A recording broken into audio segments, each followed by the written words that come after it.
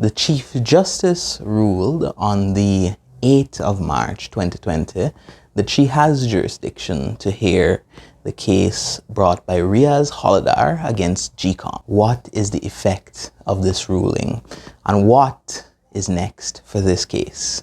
Stay tuned to find out.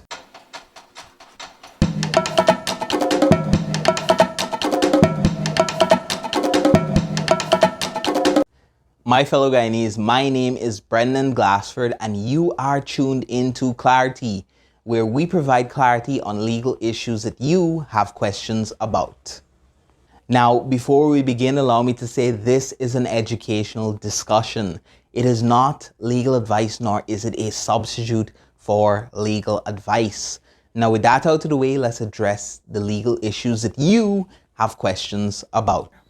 So last time we started our discussion on what is happening in the court case of Reeaz Holladar and GECOM and its officials. We've discussed how we got here. We've discussed what the application is about today. We're going to discuss the court hearings on the 7th and 8th of March and what is to come next with this case.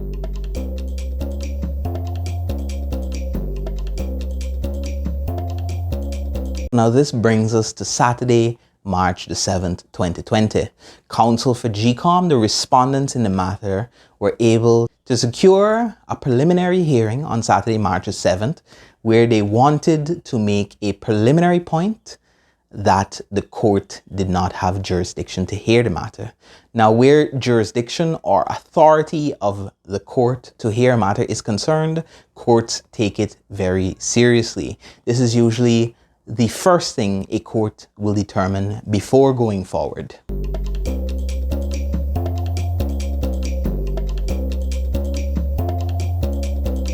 So at this Saturday court hearing, both the counsel for the respondents and the counsel for the applicant made their respective arguments as to why the court did have authority to hear the matter or why the court did not have authority to hear the matter. The essence of the submissions on behalf of the respondents were that once an election had started, any challenge to the election process must be brought by election petition, which meant, or the effect of which is that nothing could be done at this point. Because of the constitutional provision and the relevant act of parliament, an election can only be challenged after the election by election petition.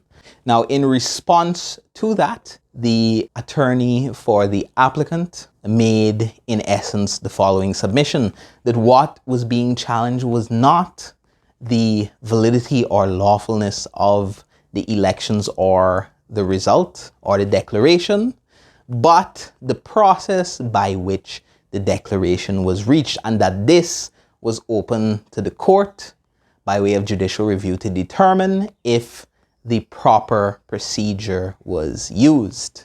Now, on the 8th of March, the Chief Justice gave her ruling in relation to that preliminary point, and she found that she did have the jurisdiction to hear this matter, and that the subject matter did not creep into the bounds of election petition territory.